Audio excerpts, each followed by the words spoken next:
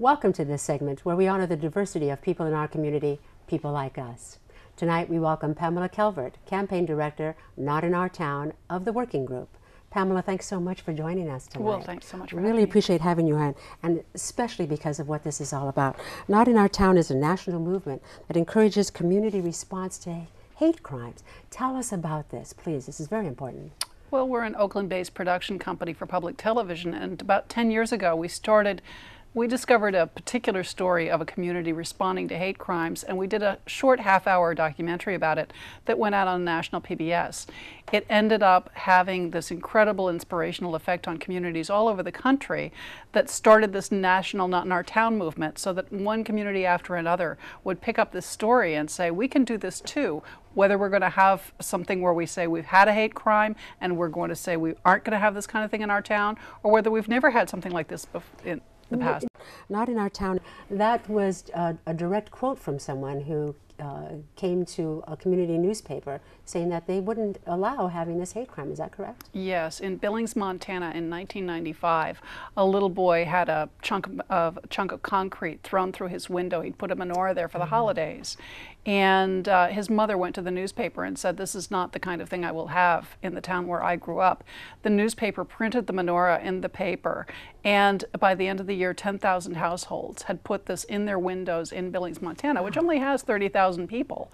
And this became something that really became a symbol of a community standing together to say, we will not have incidents of hate in our community. And so other communities are doing this as well? For the last Something 10 similar. years. For the last 10 years, communities all over the country have taken this charge and really have turned it into each community has their own story that they say this is going to be something that we will not have here either. And that is so powerful that it really turns the hate crime around and brings the community together. You've seen that firsthand, have you not? Yes, it's very easy to find stories of communities where hate crimes happen, and I think that's the only story we ever hear is the story of the hate crime. We don't hear about the communities that respond and say, no, no, no, no, no, this is not who we are.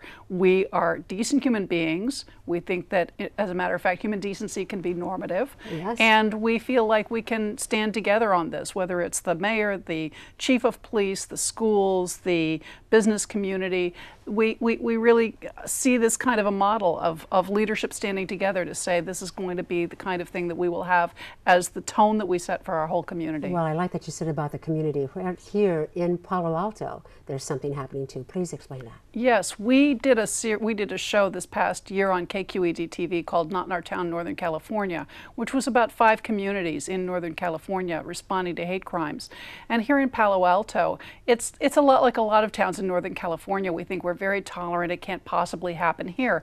But as we know, it does happen here, and the community then does stand against it. So that starting last fall, Palo Alto Unified School District pulled together resources from all over the community, whether it's the Human Relations Commission, Youth Community Services, the GSAs, and started pulling together how can we all stand together. They did a community screening last fall where 350 people came. They're now continuing to do programs. On March 27th, Youth Community Services is hosting a session for parents at the school district to talk about building a community, building a culture of service in the schools and of tolerance and of respect for everyone. I think that's great because it's showing that you can start before things happen and not necessarily have to have this knee-jerk reaction after the fact. Exactly, exactly. And I think that's wonderful that your group is doing such a thing out in their community.